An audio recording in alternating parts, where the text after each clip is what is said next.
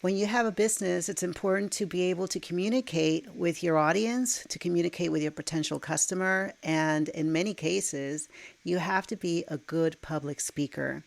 This episode of Get Intentional with Mary is actually from an Intentional Monday live that Karen and I did with a special guest. Her name is Julia Langley, and Julia is a public speaking coach. She's taught me a lot already, and I just wanted to expose her to the network and introduce her to Karen, and also for her to share some of the things that she teaches her client. So, this episode is loaded with amazing tips if you are looking to improve your public speaking game and communicate more effectively. Grab a notepad and let's get ready.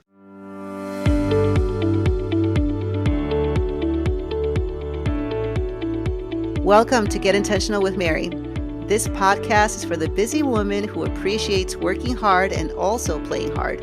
This show will focus on lifestyle, entrepreneurship, wellness, amazing interviews, and what every woman needs to live a successful and fulfilled life. Be sure to subscribe, share with friends, and leave a review. Now let's get on with today's topic. Hello and welcome to Intentional Monday. Today we have a very special treat for you.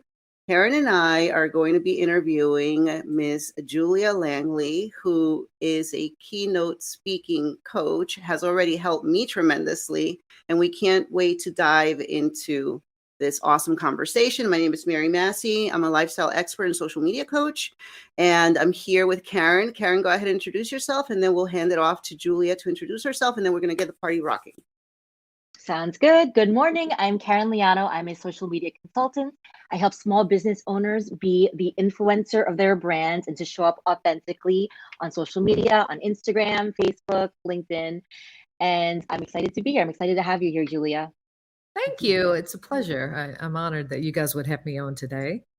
Yes, Julia. Tell everybody a little bit about you before we get into the awesome topics that we have here. Oh, okay. Well, I am an international speaker and coach for speakers. Anyone that wants to step on the stage, crush their fears, and learn how to give confident, commanding performances. I had the wonderful good fortune to travel the world and work with Cirque du Soleil for 18 years as a singer.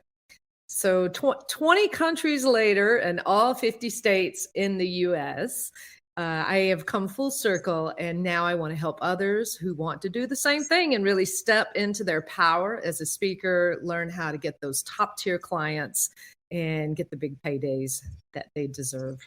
One of the things that we encounter when we're trying to put ourselves out there and we're talking about our business or a brand or giving a presentation is that nervousness. Everybody suffers from that, including myself. Public speaking to me was so nerve-wracking. I always had such a hard time. My palms would get super sweaty. My armpits would sweat. I would stumble over my words. And when you and I were talking, it was really great for me to learn how to take that pause that you talked about. But let's discuss the nervousness that we feel. Let's acknowledge that, and let's talk about how it is that you help your clients overcome that. Well, first of all, let me say this, that if you have nervousness, then you are absolutely normal. So don't feel, a lot of people think I'm so nervous, and then that spirals downward from there. The first thing you need to know, and this is a staggering statistic, actually. Every single day, this is every day, 15 million people face nerves standing up on the stage. 15 million people. That's when you think about that. So someone is getting up on that stage right now and is feeling the very thing that you were just talking about, Mary. So what causes it? So before you can actually fix it, you really have to think about what's causing this nervousness. And there are really four very general topics that I'll bring up first and foremost, and then we can dig down a little bit in that as well. So we have nerves, and they're caused by usually one of four things. Fear. A lot of people think fear and nerves are the same thing, but they aren't. All right. And that fear can really stop you from overcoming your nervousness.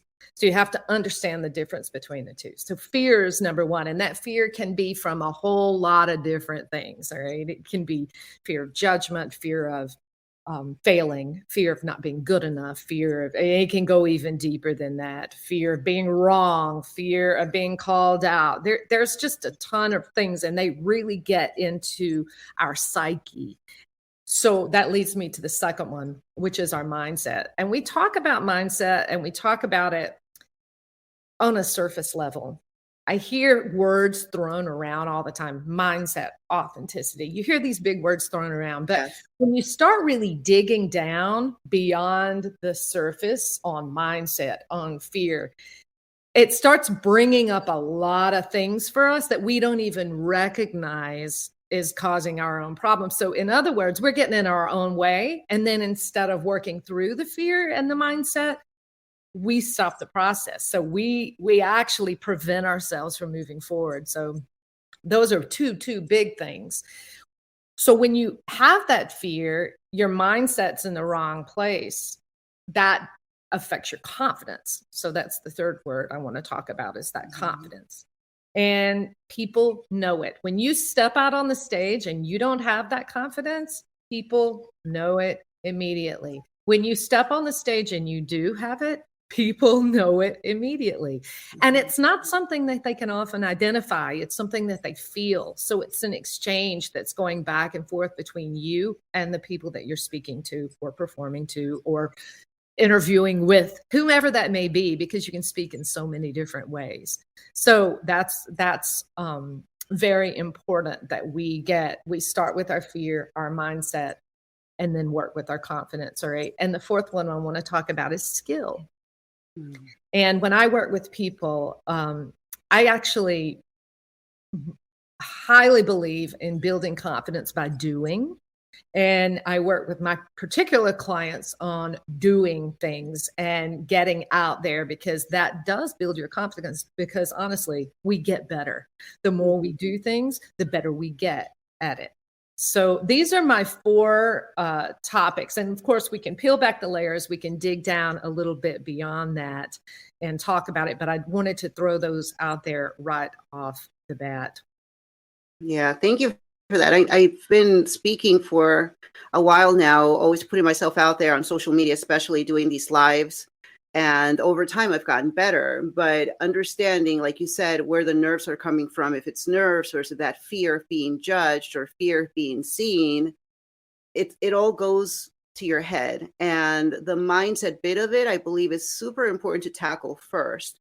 So with Karen, I've been, doing a lot with her. We've been doing so much together. These Intentional Monday lives have been a great way for her to also practice her public speaking muscle, and she's been doing amazingly well. So Karen, what do you think about all this? Like, how is this resonating with you? I mean, everything about it is resonating, definitely. I definitely associated nervousness with fear. So I love that, Julia, you separated the two and that there's a big distinction between the two words. So my story is that I am a public speaker. I do speak well in terms of like enunciating and projecting and things like that. When you talk about actual content, like the bread and butter of what I speak about, that's where I get nervous about. And maybe that's where, to your point, I get nervous about being seen, or just maybe being judged or saying something wrong. So everything that you're saying definitely resonates. And Mary's been a great help in pushing me to come out of my shell a little bit more through the years. So, you can have one skill in terms of showing up and being able to, again, enunciate and talk well, but then there's the other skill of being able to say what you want to say in a meaningful way. And I think for some people that I represent, that's what I would love tips from you on. So we can talk about that later. But yeah, we'll get into that a little bit as we go along too. But, I love that you brought that up, because this is a whole thing that I talk about in itself, is that everyone is unique in everyone has a uniqueness and everyone has a challenge. So it's identifying your specialness and identifying your special challenges. And here's the thing, I say this all the time. So this is the Julia Langley quote right here. It's you have to be okay with, let me say it this way: know who you are, know who you aren't, and be okay with both of them. And that's really, really important, which as we start talking about authenticity a little bit on stage, it's really important that we know this. So what you're saying right here is that you have a good idea of what you're good at, what you feel like as a challenge for you now. And it doesn't necessarily mean, Karen, that you aren't good at it. It just means that you feel challenged about it, and you can get better if it is an area that you need to work on. So just keep in mind, and I'm speaking to each person in the audience right now, that everyone is unique. So you may resonate with what Karen is saying right now, or you may resonate more with, oh my God, what if my friends see me and they think I look stupid in front of them, or I say the wrong thing? And those are just two examples of, I could probably give 20 right now. I haven't tried to do that. Maybe I should just sit down and list them out. But there's so many different ways. And yes, fear and nerves are two completely different things. And you have to understand the difference between the two, because fear can manifest itself in so many different ways. And fear is a lot harder to recognize sometimes than nervousness is. So very important. So what are some of the questions that you would ask yourself or have your clients ask themselves to differentiate between the fear and the nerves? Well, the first thing I would start with is exactly what we're talking about. What do you feel like is your biggest problem? All right. If a person, and I've had a person that actually can't even answer that question. All right. They can't, if they don't have any idea of what's holding them, then there's more than likely something bigger at play here. And we're looking at a fear problem. Now, let me say this about fear. Fear is not always a bad thing. All right. Because fear innately in our bodies, fear is there to protect us. All right. But it also lies to us. And let me give you an example of what I'm talking about. And I can speak. I want to just very quickly, I'll tell a little bit about my own story. And in 2019, I was hit by a car while riding my bicycle in South Florida. And I was broadsided, literally T-boned up on the hood out in the street. And I had 5 broken bones. I had a spinal cord injury, double head injury. All right. So I say this to tell you that it was a very, very traumatic experience for me. I looked death in the face and came through it, but I was left with scars from it. And about 3 months after that, I started having the nightmares that came with it. All right. The fear of crossing the street, the fear. All right. But what I didn't know was the day I went to the self-defense class in South Florida, and I'm there with my girlfriends and we're learning how to defend ourselves. And the guy comes in and simulates a bank robbery. Bam, bam, right? I ran as far as I could run before somebody stopped me. About a year ago, I went to a concert and I'm listening. I'm having a blast. It's in Miami Stadium. It's Fall Out Boy. They like blow up this big, cannon. Boom. Guess what happens? My fear, it took over. And I ran out of Miami Dolphin Stadium, up, around. I had to find a place where I could. And fortunately, I was a friend. There was a friend with me and knew what was happening. She was a nurse and she knew what was happening. So I'm telling you this to say that oftentimes when fear kicks in, it kicks in before we have the chance to rationally control it. So it's not a mind over body type of thing. All right. But you do slowly work through this. So when I talk about fear, I'm talking about something that goes a little bit deeper into our psyche than I am when I talk about nerves. All right. And so we have to understand the difference in the two, because a lot of times that fear that we feel is coming from something that happened to us a long time ago, something that happened in high school or in elementary school, or being told that we needed to shut up when we were a child, or that what we had to say wasn't important. All right. So these are a little bit deeper issues that we have to work through. So there's a little bit of therapy that goes on with this as well. I always like to say that. performance coaches often feel like therapy coaches, but there is a lot of truth to that. All right. And it's overcoming that. I had a client, I literally could not get out of the bathroom. This is not just nerves. This goes deeper than that. Mm-hmm. She literally would hide. It came time for her to step out on the stage. She would go to the bathroom. And if I tried to go in there and get her out, she would scream at me and yell at me. So something I've noticed with fear is that we're a lot less willing to say, I have this problem. And we're a lot quicker to point our finger at other things that are causing this fear within us. So nerves are a little bit easier to identify, and a little bit, the work that we have to do on that is done a little bit different way. So this is what I hope this answers your question. I might have got a little bit off on a tangent there, Mary, but no, it's great. Karen, what were you going to ask? No, I was You going just to comment gonna on say, it? yeah, I just love that you're sharing this, and that, when we think of public speaking, we think that it's just, you can just give us tips, do these 5 things and you'll be okay. It's so much deeper than that. And I keep preaching, even when I talk to my clients, I help them with their social media. And, we're such multifaceted people. We're made up of all the experiences that we've had, growing up and through everything that we've gone through. So I love that public speaking also is just about that thing, our limiting beliefs, things that we've been taught when we were younger, and all of that plays a factor. So this is amazing. It's so true. Absolutely, it's true, because it carries over. And so and here, and I want to say this about public speaking too. A lot of people don't consider themselves a speaker. Well, I don't get up on the stage, but public speaking is so much more than that. Public speaking is communicating. Anybody that has a job in this world has had to public speak somewhere, somehow. You either did it in a job interview, you do it communicating with your teams, as a manager, you communicate all the time with your subordinates, or you might be a keynote speaker, or you might be someone who goes to auditions. Maybe you want to go to a casting call somewhere. Mm-hmm. These are all examples of public speaking. Maybe you're a mom and you just want to get someone to listen to you. You have problems getting people to listen. That's public speaking too. So each and every one of us, our voices are superpower, and learning how to use it in whatever stage we are on is supremely important.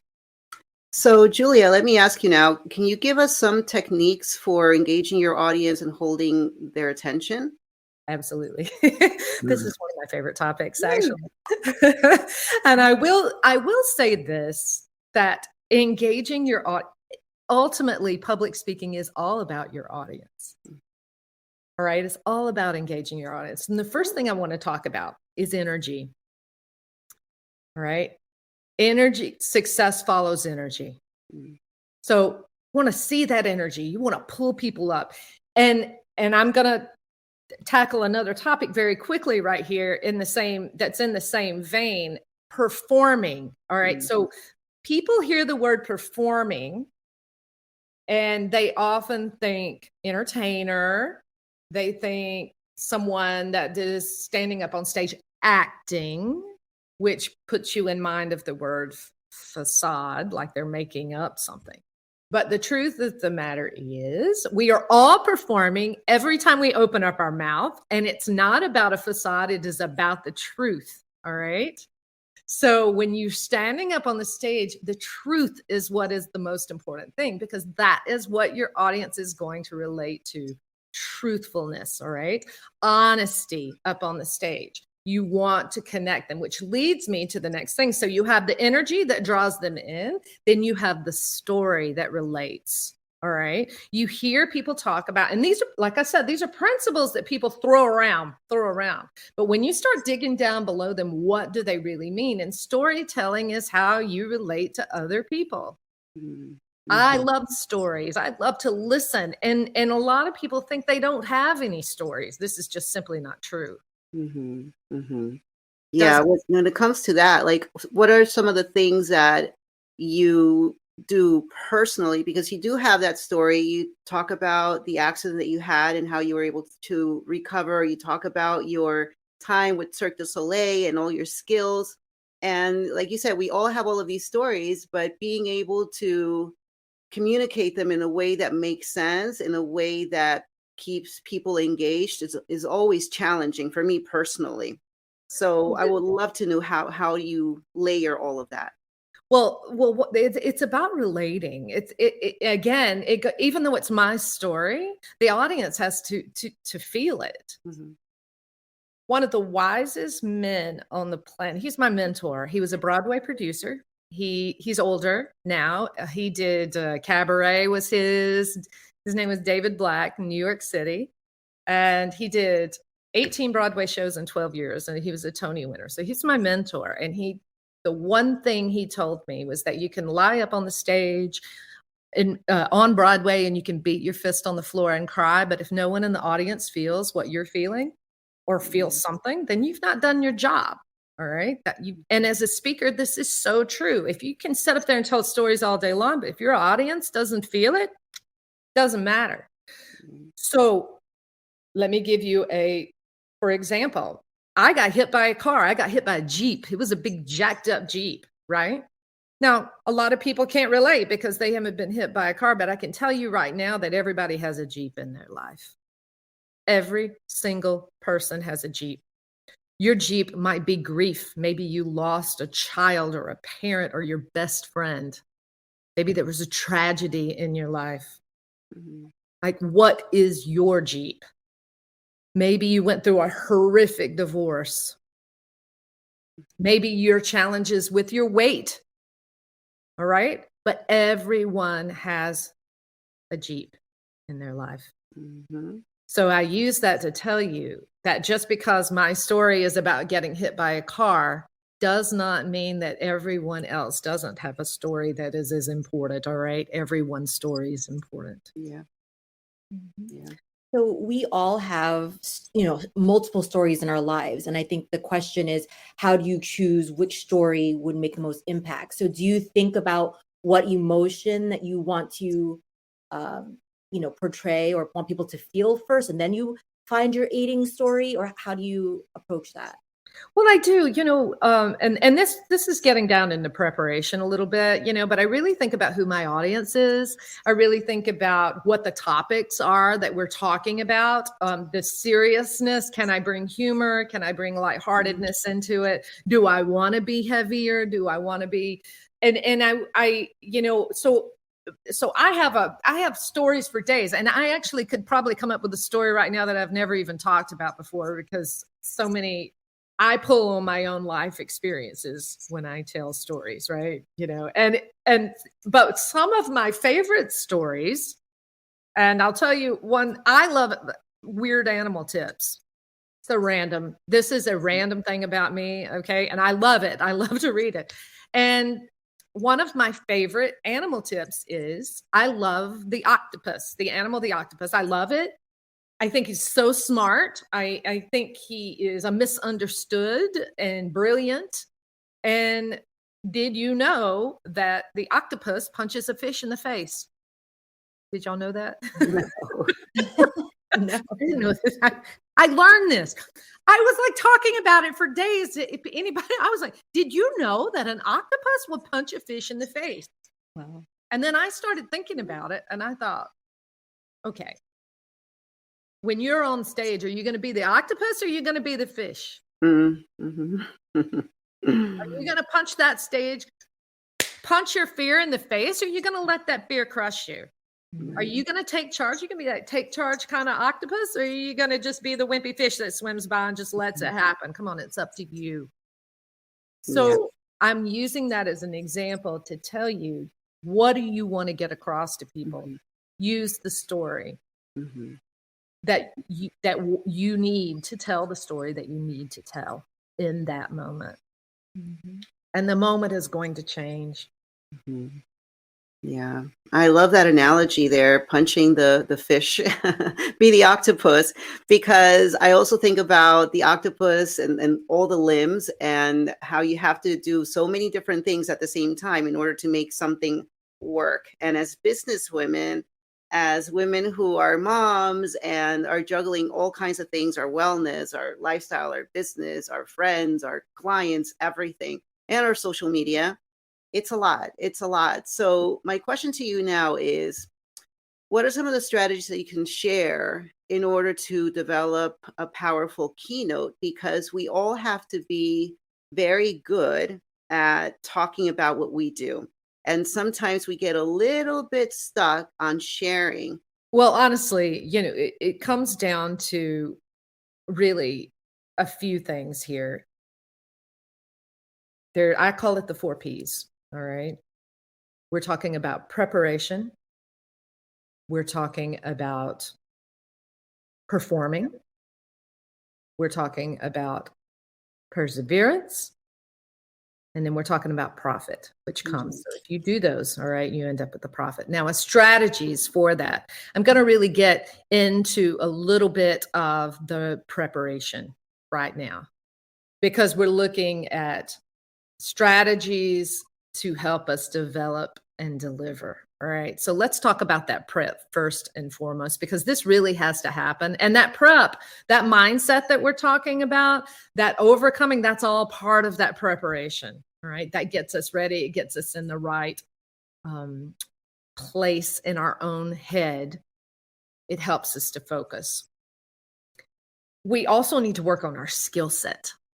All right. And we haven't really talked that much about that, because that's a process. All right. And it's something that you work on, you practice, you work on, you practice. And the thing about this is it's a work in progress. It's always a work in progress. I'm learning all the time. I worked for Cirque du Soleil for 18 years. I've been on huge stages, and it does not matter still to this day. I learn something every single time I do a talk, every time I stand on the stage. So you have to be open to learning. So let's talk about this process. Open to learning, working on your skill set, because this is where that confidence piece comes in. If you know and feel good about how you sound, the rhythm, the energy, all right, then you're going to be a lot more confident. All right. So you're building that confidence muscle up. And then you go back and you work on your tone. And then you work on your diction, except Karen, because she has really, really good diction. Let me say that. I work on my diction with this Southern accent. All right. I have to remind myself all the time. But yeah, so you see that I'm saying it's always a work in progress. As I said, I'm always going. I said it the other day, Julia, that was just bad English. Okay, it's not just Southern, it's just bad English. So stop using that. You know better. But so we're talking about tone. We're talking about rhythm. We're talking about, does your personal brand resonate with the message that you're putting out there? Things that people don't think about, is this what you want to give off? And when I say personal branding, I'm not talking about graphics and logo. I'm talking about how you fix your hair, how you show up. Right. And I know there are people, and this is a big debate, where they say that you can just show up however you want, but you have to show up in a way that's congruent. Mm-hmm. Mm-hmm. Because if you don't, your message and the way you look, there's going to be a dissonance there, and people aren't going to trust you.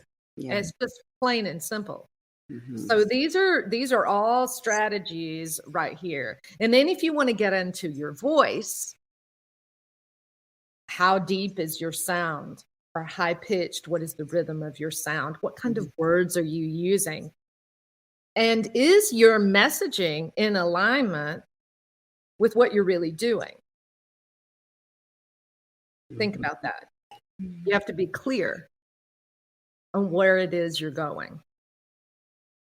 Yes, 100%. That's right. Mm-hmm. Karen, what do you think so far? Karen has great diction. I love that.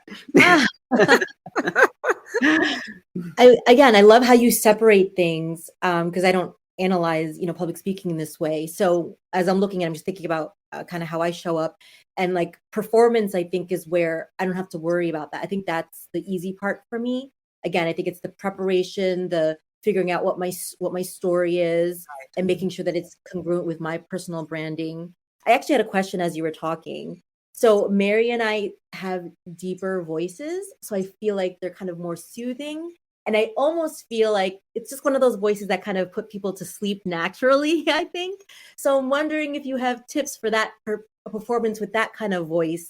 You know, do you have any tips that would make it just more exciting for people? That's mostly me, because you're high energy and you're always super excited. I'm the one with the mellow voice, so I have to be more conscientious. No, Karen, you're like super animated, so your voice is always excited and alert, whereas mine is very like mellow. So that's more for me. So she's just wanting you to talk about this so that I have more energy when I speak, or even though I'm awake, like. Yes. So please. Thank you, Karen. The first thing that I want to say, first and foremost right here, is that actually a lower tone in a voice is not considered always necessarily more soothing. It's actually considered more commanding. So just by the nature of your tone in your voice, you actually have more authority. Good to know. I know. See, you're doing better than you thought you do it. Yeah. And most people did the same thing. I did a live on this the other day where I talked about people are so much more critical really on the sound of their voice than you really need to be, because how that sound is coming back to you is very different. Or when you hear yourself on a recording, it's actually very different than and there's like a cognitive dissonance that goes on within ourselves of how we think we sound and how we actually sound. And it's like a discomfort that we feel.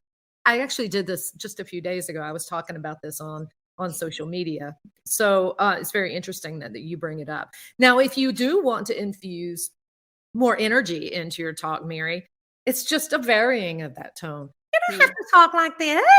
Yeah. Or being all excited. You don't have to be who you're not. All right. Exactly. And I'm not. Every once in a while I'll put my hands up, but I'm not like that. So sometimes I do get excited when I talk about certain things, but I also have learned that when I'm speaking, I have to pace myself a little bit. I have to have that pause, because there's power in the pause, as opposed to stumbling over my words. And actually, Chiambi here had a comment where she talked about the fact that when you know what you're talking about, you have more confidence.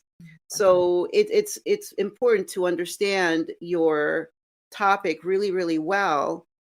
And then when that fear kicks in, to remind yourself that you do know what you're talking about, because that was something that would always kind of have me take a little bit of a step back.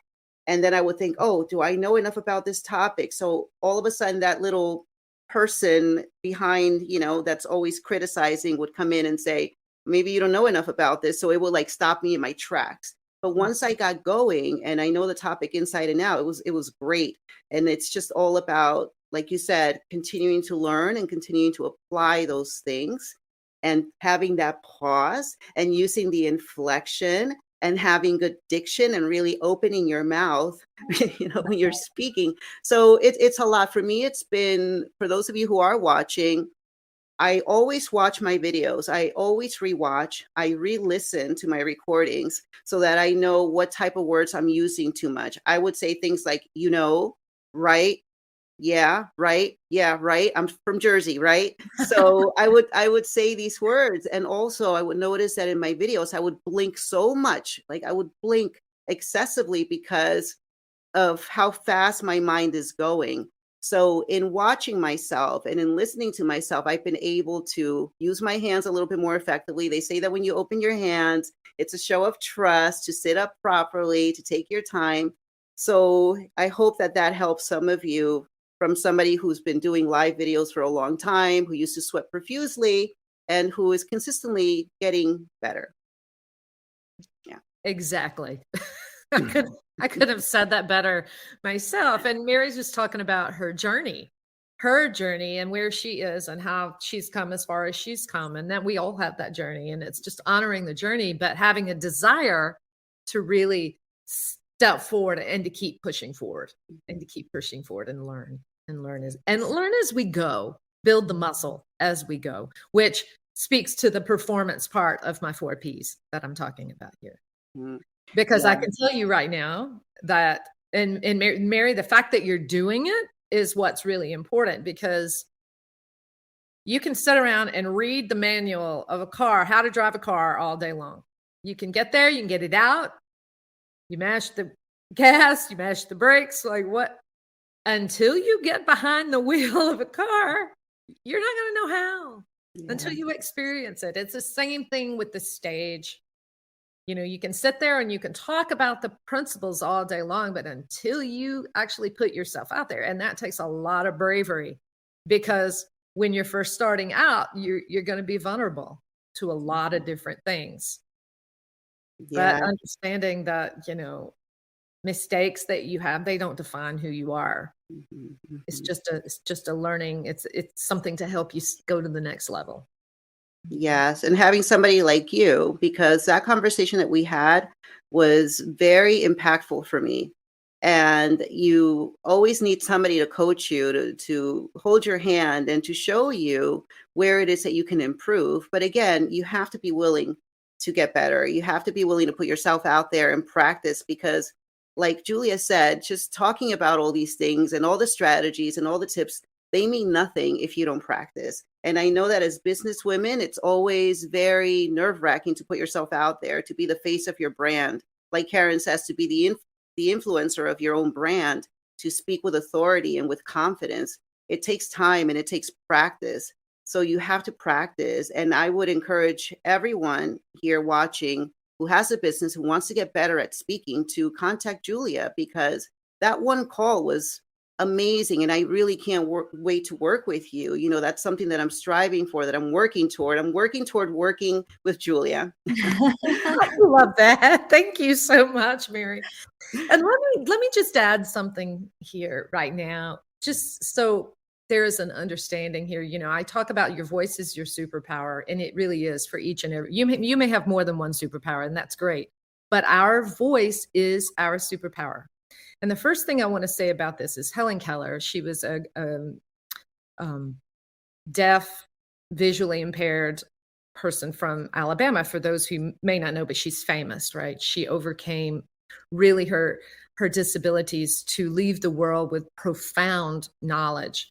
And one of the things that she always said was it was so hard that she was unable to speak really and truly, because it cut her off from connection with other people. So that's the importance really of using your voice and speaking. She managed to find her voice in spite of her disability and really change the world. But here, from a business standpoint, the cost of not embracing your voice, the cost of not actually stepping on the stage and doing what you need to do, let's just think about that just a second. Let's say you're a coach and you have 50 people in the room, right?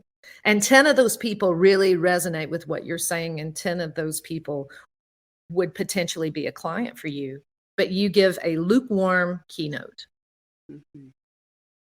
Okay, right? Now, if you had a big ticket offer, let's say you were charging $10,000, you have $100,000 problem on your hand. And you do that 10 times, you have $1 million problem. Yeah. So people don't really think about that versus the end result of not working on their presentation skills and their speaking skills. So I just want to throw that in, the importance of this. It's important no matter who you are. Authors. And I know a lot of, I know some authors that would love having a pen in their hand, hate having to talk about it. But there's an example right there. You've got authors, you've got people job interviewing, keynotes, coaches, entrepreneurs. I could go on and on and on. I love that you framed it that way. The loss that we would have if we didn't work on our public speaking. And I love, especially that you spoke on this earlier, that doesn't have to be showing up. Public speaking doesn't have to be on a big stage. We do it every single day in every single situation. Any interaction with people, showing up on social media, talking to our kids, like you said, just effectively communicating. We can perfect that in every single situation. So It's so true. And I also want to throw this out there because I've been on stages of all sizes. All right. Like there's no stage that's really too small. So as a coach, I walked into a training. Y'all are good. Okay. I walked into a training. You can laugh. That's fine. And there were less than 3 people in the room. And I got clients. Less than 3 people in the room. Yeah. When I walked in, I was like, seriously? It's true though. That's what they say. So even with social media, people are always about, growing their audience and having a large number of followers, but it doesn't matter how many followers, as long as you have, you can have a small set of followers. And if you're effective enough and communicate your message and things like that, like they would be, potential clients for you. It doesn't have to be this huge following. Well, it's more important really to have a solid following, I think, and you can really speak better to this than me because your social media is your expertise. But I know it's important to have a big following. So let me not denigrate that in any way whatsoever. But I also know how important it is that your followers are committed to you. They really believe in you and what you're saying. So it's really important to have that core group. Public speaking is the fastest way to get followers. It's the fastest way to achieve your monetary goals. It's the fastest way to get clients, honestly. Mm-hmm. And you use it. I mean, every time we're using it today. Every time you go live, every time you speak to someone in the back channel, you're using your communication skills. Yes, it increases your credibility to everybody. 100%. Absolutely. Mm-hmm. So when it comes to speaking for profit, Julia, do you feel that making that impact and delivering that emotional connection and that relatability is a sure way to impact somebody to potentially buy from you, to see what you offer and all of that? Because you have to have that brand and that relatability. So give us a couple of maybe tips on how we can get to that point where we start maybe the speech with some sort of story. As I've watched so many TED Talks, and there's always a certain pattern to them. Yes. But then adding that, I guess, inaudible call to action, right? We don't want to say, okay, now here's our call to action segment. How do you segue into making that offer? Well, honestly, an offer should start at the beginning and go all the way through your talk. Okay. I mean, you know that feeling we get when we're all salesy, nobody wants to be salesy. But the truth of the matter is that what we're offering is helpful. If you really believe in it, do you believe in what you're offering? I think that's the question. And if you believe in what you're offering, that call to action is going to start at the beginning of your speech. It's going to be in the through line in everything that you say, particularly if that's what type of speech that you're giving. And this is where your preparation comes in. You got to know who's in that audience. You got to know what they're looking for, because they may just this may be an organization that really wants no sales at all. So you really have to think about how you word things. This is where the importance of wording comes in, understanding what it is you're talking about and how you can learn to use public speaking to sell yourself, even though you're not selling. So having said that, Mary, stories are important. I love humor. I'm all about humor. There's a time and a place for it, but I'm all about it because that's just my style. I'm always laughing at everything, and myself included. Some people aren't as humorous, but the idea here is to relate to those people and have them relate back to you. So there's this exchange of it's not just energy going out, but actually an exchange of energy between you and your audience. So I can't. There are definite formulas to what you're talking about and things that need to be included. Is there a set? I'd say that you have to be a little more flexible in this. All right. And I do it all the time because it depends on the people. It depends on who you're talking to. It depends on a lot of things that I can't really speak to right now that you have to research and and dress rehearse the opportunity that you're having and really think about it in your mind. So this is the preparation. The best way to be successful at whatever you do is know what you're trying to say, know what your message is. And you were talking about authority. And establishing yourself as an authority. You don't have to be an authority to speak. Okay. Mm-hmm. But you become an authority by speaking. All right. And one of the ways that we do this, and this speaks to what you were just talking about, is actually formulating the speech itself. You have to be clear, not clever. Mm-hmm. I like that a lot. Be clear, not clever. Yeah. I love that, because sometimes when we speak, we just kind of want to show off all of our knowledge, and we kind of go through this meandering path of, it's not clear and not focused. So right. That's great. It's exactly. And so many people are trying to put interesting spins. That they come back and you really don't know what it is they're doing. You don't know what the purpose, you don't know their message. You don't know if you're their ideal client or not. You don't know. Okay. And this is one sure way to undermine your authority. Yeah. All right. And then there's what we were talking about a second ago, that exchange of energy back and forth between you and your audience. There's got to be a congruency there. So, using humor, but using humor in the right way. Telling a very intense story, but not depressing your audience. There's a balance here, and this is a problem I see with speakers. They get into their own field so much. They drop down into their own emotions, and there's a balance there between being emotional and being heartfelt and being rational at the same time, and understanding that you go down this road, what's going to come out of it, knowing. Yeah. Wow. It's amazing to think about this and to do it with intention.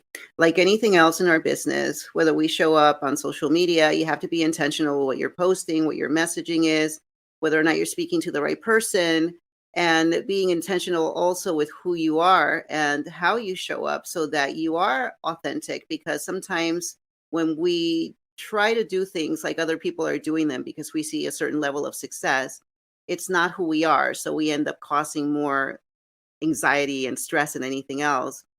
But also with the way that we speak and the way that we communicate, there's so much strategy that goes into speaking publicly, speaking for your brand, giving that message that will hopefully allow you to make a profit as well. There's a lot there, Julia. And without really having that proper sit down, without you analyzing how we do things or how we show up, it's not going to happen. So I encourage everyone to really tap into Julia, to message her, and to make sure that you are understanding who you are, how you're showing up. Look at your videos, ask yourself, am I engaging enough? Would anybody want to share this video? How am I showing up? You have to make sense. You have to be prepared, and you have to be a little bit more confident every single time, to the point where your hands don't sweat anymore when you go live, right? You still might feel that excitement, those butterflies, because they say, okay, don't say that you're nervous, say that you're excited. Because now we know the difference between fear and nervousness. That's right. Have that excitement and use it as adrenaline to speak when you show up. But it's been an amazing share. And we will love to know if any of you have any questions that I can pop in for Julia while we still have her. You can always leave your questions on the replay. And I'm sure Karen, Julia, and myself will be looking at the comments. So please don't be shy. Go ahead and leave your questions. Karen, what about you? Do you have any more questions for Julia? I do. I want to consume more Julia. So you have to tell me and other people that are watching, how can we work with you? Is it like consultation? Do you kind of you have a coaching program? Like, tell us all the different ways to work with you. Well, right now I have a one-on-one coaching program that I am offering, and I am taking five people. And you can reach me on LinkedIn, and I can send the Calendly link. It's no problem. It's no problem at all. But I am on social, LinkedIn, Facebook, and then as you see, I don't know if it's showing up on Instagram, is Cirque singer Jules. Mhm. All right. I'll pop that in as well. So you can just, set up a time. We can talk about a roadmap for your speaking success and how you get there, looking at where you are and where you want to go. We can talk about some ways that I can help you, Mhm. or talk or collaborate or do business together somehow. A lot of different ways. I also am going to be doing a masterclass coming up on May 8th. And that's an hour-long masterclass. And it's a free masterclass. So I love it when people come in for that. I don't have the link yet for that, but if you want to private message me through one of my social, I will be sure to get that out to you. You're setting that up as we speak. Yes, I was about to ask you about Masterclass because how I found out about you was through MomLink. Through the MomLink, we always have amazing masterclasses. It's a wonderful community for women. And that's how I got to hear you. And I watched I was there live and I was able to book a call with you. And I'm so glad that I was able to make it. So I appreciated that so much. And all the knowledge that you shared with me was, again, like I mentioned earlier, it's already helped me tremendously to learn how to pause, to just take my time, to be more prepared, and to continue to practice. So I appreciate that so much, Julia. And just let me say too, it seems overwhelming. It can be overwhelming, all right? But I can help you simplify that process, make it easier on you. And we can really dig down right to the root of what you do well and what you need to work on, and then get started on that. I'm like, let's go. Let's go to, today. All right. So somebody said, you're like that Olympic champion coach that expects results. Amen, sister. That's what I said. Well, that's what we need. When we're being coached, we need that accountability, and we need somebody who is excited for us, who's cheering us on, who sees the potential, who sees the future us waiting at the finish line. That is it for today, my friend. Thank you for being here. See you next time on Get Intentional with Mary.